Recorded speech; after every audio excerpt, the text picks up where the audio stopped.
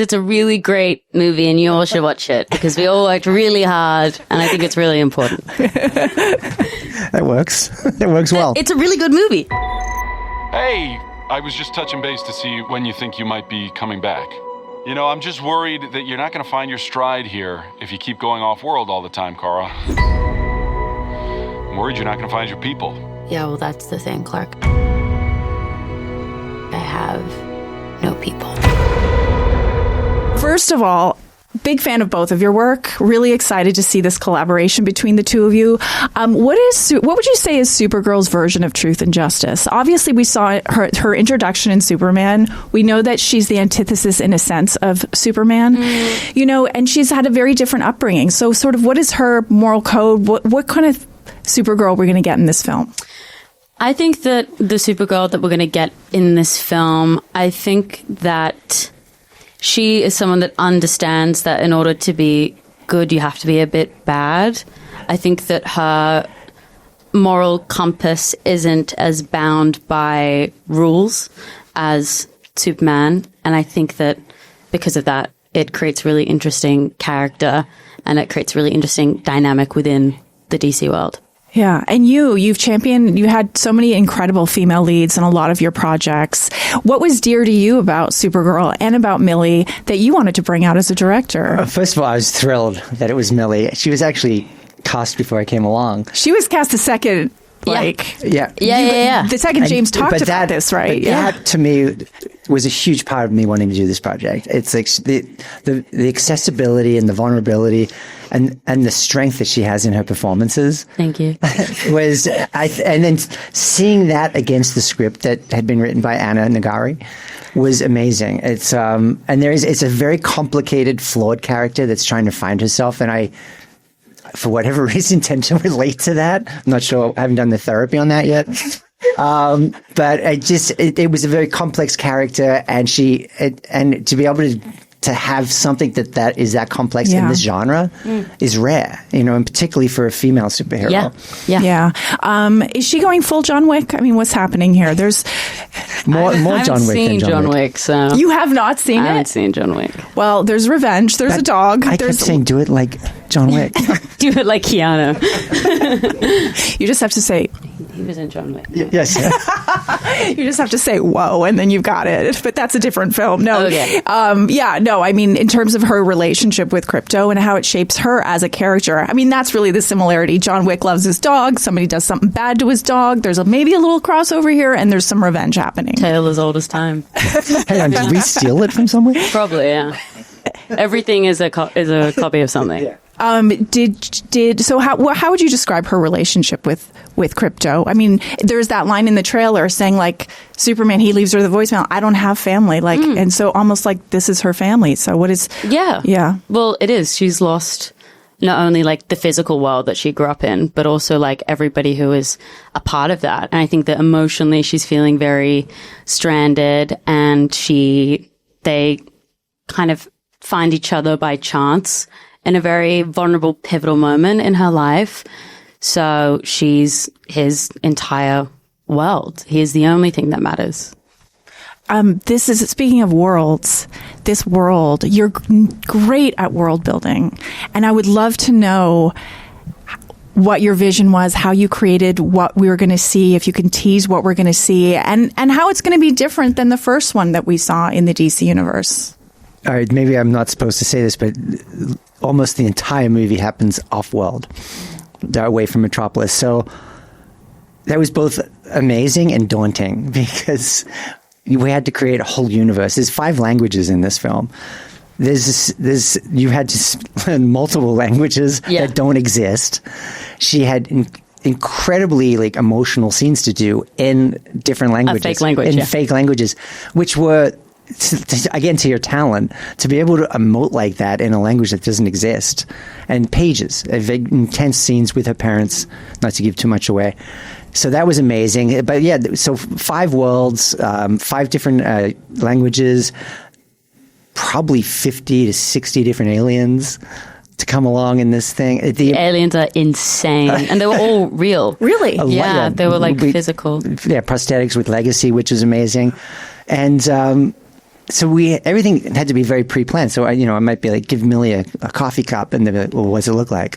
It's a space coffee cup. Like, you can't just like, a tissue. Is it from, Yeah. So for you as an actress, this is obviously a different world than you've acted in before, and having aliens as acting partners and having a completely different visual and the languages. Can you sort of break down how that was for you as an actress, and how did you get your head around speaking languages that don't actually exist? Do you put meaning behind the words? Yeah, of course. I think that like this film was a great exercise in my imagination, because like you are working with prosthetics that don't emote in real time, so you kind of have to be guided by your own intuition and imagination. And in terms of like learning the scenes and being able to be responsive in a scene when you're not, when it's not a real language, I would just learn the scene in English and understand it in English, and then you just kind of like substitute the English words for the fake language words, and then voila, you have a scene. Which almost sounds easy, but it's not actually. It's not.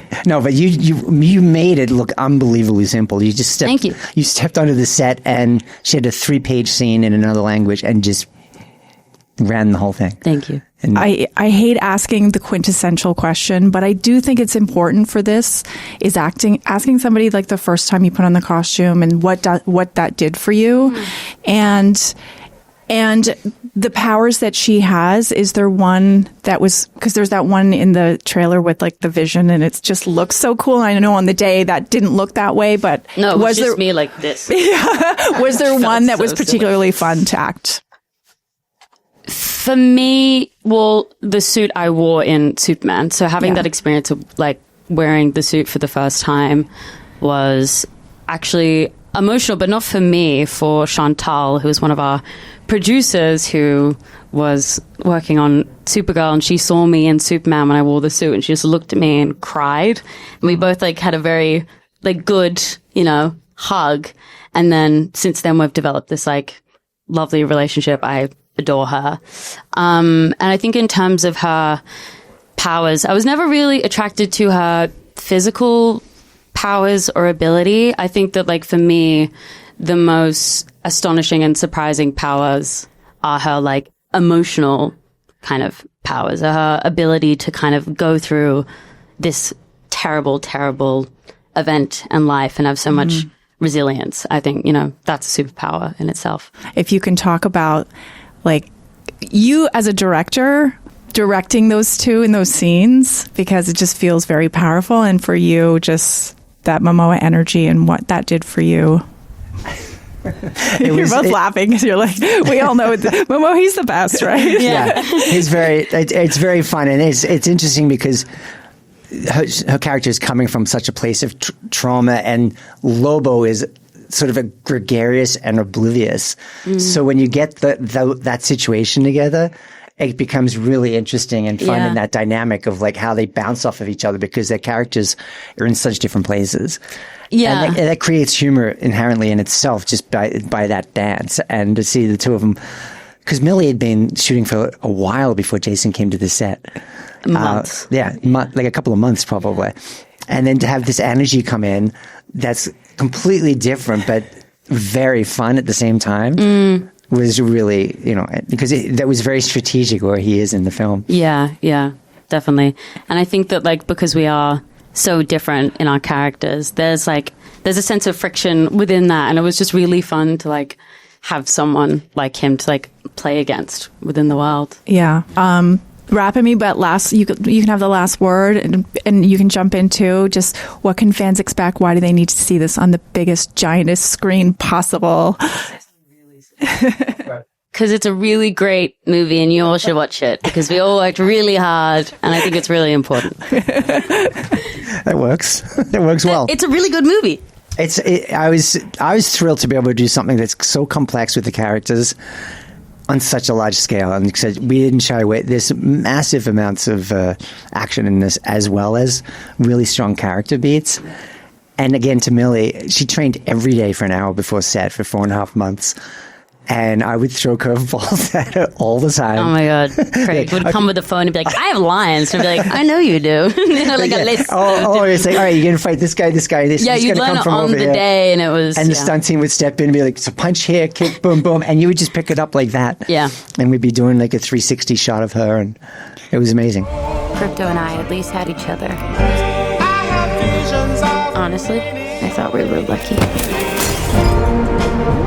But look, almost by definition runs out. Your very first full-on interview as Lobo. Yes. Craziness. We were glad for the first. Yes. You actually told us in 2023 that when you were first called into DC, obviously you thought it was for a different character. You thought it was for this character, but it was a different character. And you were like, F yeah, I want to play that character. And here we are. You're absolutely right. Yeah. This was like, when you're a kid, you're like, oh my God, that was my comic book. So you never in a billion years would you ever think you're going to play I didn't think it was going to be an actor, first of all. But I mean, like, it's just like you're playing your childhood. You know, it's like I'm doing like, it's like Star Wars. It's like I'm playing Lobo. So it was everything to me growing up. So I'm like, the world manifested it along with you, by the way. I think everybody has been wanting to see you play this character. So you have to tell me, I mean, you step on set on the first day. What was that moment like for you? How insane was it? I mean, it's one of those pinch me moments. You know, it's definitely, aside from like doing Chief of War where you're playing your ancestors, this is like, I am dressed up. Every part of my body is covered. You know, like we've got scleros in the eyes and even my nails. And I mean, all the prosthetics and the hair and everything on there. And you look in the mirror, you put the eyes in and you look back in the mirror, you're just like, finally, you're just like, oh, and then you just, you know, it's weird because how do you prepare for it? I don't know. I mean, just I have a wealth of knowledge just from reading Lobo, but like you put everything on, and then it just kind of comes. The walk comes, everything just kind of comes through, and there's a certain amount of arrogance that just kind of comes through, and the walk feels different. But we walked on set, and it just felt so crazy. First off, Pete, I mean, the sets are massive. It's like one of the biggest ones in Leavesden. We're in England, and it's probably one of the biggest sets I've ever been on. It's where we're riding the motorcycle through. So I had my first day was like on the bike. We had a little bit of training on it. It was very hard to like steer because it has all these missiles on the side, which they've taken off now, but there's all these like weapons on the side of it. So you couldn't really turn it too much. And they're like, all right, you're going to ride from here to there. And you need to hit that mark. You're on gravel. And when you hit this mark, we're going to blow up everything behind you. So just keep going. And don't worry about what you hear. Just keep going. And sure enough, you know, I take off and I just give her and peeling out in the gravel. And I just kept going so I could hit the mark and like brake. But the brake isn't like a normal bike where it's on your right foot, you know. It's on your left hand, which is very weird, which would be the clutch, or it would be, yeah. Anyways, I rip in there and I hit the brakes and it just like perfectly slide in.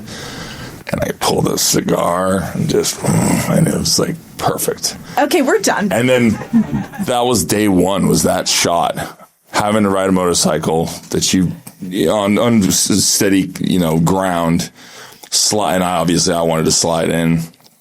And pull the cigar, still smoking it, keeping it hot, and then pull out the lines. And it was just like, that's how we started, with the fireball just raging behind me. Nothing has ever been more you than you playing this character.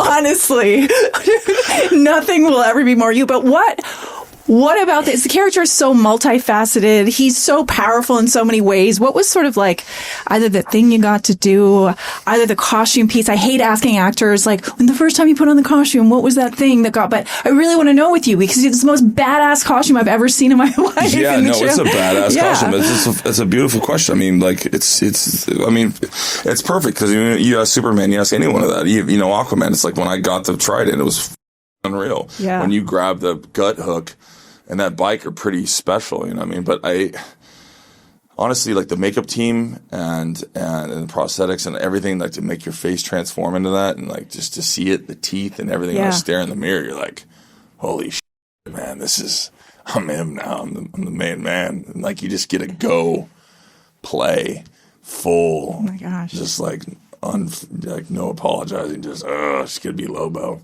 It's great. Over the top, amazing. Over the top, just yeah. Talk about your interactions with Supergirl in this film, and also, like, is this just an appetizer? Are you just giving us an appetizer here in this film? I know there's a lot of overlap in the universe. So, what can we expect also moving forward? Moving forward, it's like the wonder. I don't know. I mean, fans have to love it, and I always hope there's something. I've waited this long. Got the job. I think people are going to like it, and hopefully fits into many different parts of this universe. I don't know the divine plan that Peter and James have designed, but I've been in 2 universes. They can't get rid of me yet, so I would like to think that there's going to be some more. In the trailer, there's that scene where you meet Supergirl, and this is your intro, so you get to have that's the first time we're seeing your character, but you're also. I'm going to say S-talking each other. I'm not going to say the word. You're sort of giving each other some heat. Yeah. Let's talk about that dynamic and sort of that grand entrance you guys that's made. the great thing. I mean, she's just wonderful in this. I mean, she kind of, for my entrance, it is. She comes to this, what would be a bar, and she kind of clears out the whole place, and I'm snoring, passed out in the back of a bar, and probably have been there for days, waiting for my next... Probably, my next cash pay, whoever I'm trying to, who my next bounty is. And, he's passed out and he gets up and he stumbles back up and wants more drink and then bumps into those two. And I think she just handles herself well because she knows about me. And we cross paths, but I mean, she could, she'd give me a run for my money, and I don't want, I don't know who she is right now. So it's kind of perfectly in the movie. I don't really know who she is. And she definitely knows who I am.